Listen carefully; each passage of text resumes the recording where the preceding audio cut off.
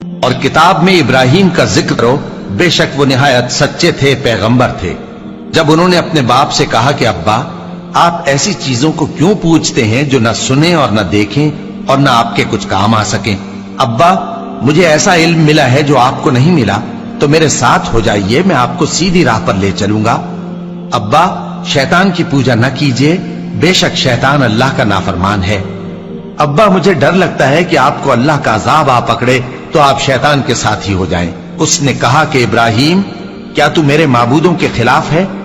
اگر تو باز نہ آئے گا تو میں تجھے سنسار کر دوں گا اور تو ہمیشہ کے لیے مجھ سے دور ہو جا۔ ابراہیم نے سلام علیکم کہا اور کہا کہ میں آپ کے لیے اپنے پروردگار سے بخشش مانگوں گا، بے شک وہ مجھ پر نہایت مہربان ہے، اور میں آپ لوگوں سے اور جن کو آپ اللہ کے سوا پکارا کرتے ہیں ان سے کنارہ کرتا ہوں اور اپنے پروردگار ہی کو پکاروں گا۔ امید ہے کہ میں اپنے پروردگار کو پکار کر محروم نہیں رہوں گا۔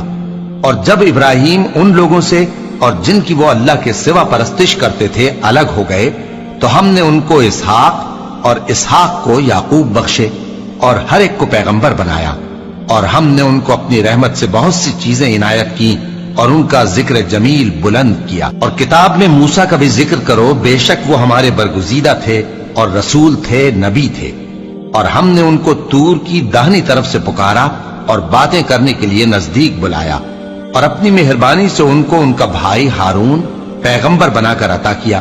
اور کتاب میں اسماعیل کا بھی ذکر کرو، وہ وعدے کے سچے اور رسول تھے، نبی تھے، اور وہ اپنے گھر والوں کو نماز اور زکوٰۃ کا حکم کرتے تھے اور اپنے پروردگار کے ہاں پسندیدہ تھے۔ اور کتاب میں ادریس کا بھی ذکر کرو، وہ بھی نہایت سچے تھے، نبی تھے، اور ہم نے ان کو اونچی جگہ اٹھا لیا تھا۔ یہ وہ لوگ ہیں جن پر اللہ نے اپنے پیغمبروں میں سے فضل کیا، یعنی اولاد آدم میں سے اور ان لوگوں میں سے جن کو ہم نے نوح کے ساتھ کشتی میں سوار کیا، اور ابراہیم اور یعقوب کی اولاد میں سے اور ان لوگوں میں سے جن کو ہم نے ہدایت دی اور جنہیں برگزیدہ کیا۔ جب ان کے سامنے ہماری آیتیں پڑھی جاتی تھیں تو سجدے میں گر پڑتے اور روتے رہتے تھے۔ پھر ان کے بعد چند ناخلف ان کے جانشین ہوئے جنہوں نے نماز کو ضائع کر دیا اور خواہشات نفسانی کے پیچھے لگ گئے، سو ان قریب ان کو گمراہی کی سزا ملے گی۔ ہاں، جس نے توبہ کی اور ایمان لایا اور عمل نیک کیے تو ایسے لوگ بہشت میں داخل ہوں گے اور ان کا ذرا نقصان نہ کیا جائے گا، یعنی ہمیشہ کی بہشتوں میں جس کا اللہ نے اپنے بندوں سے وعدہ کیا ہے کہ جو ان کی آنکھوں سے پوشیدہ ہے۔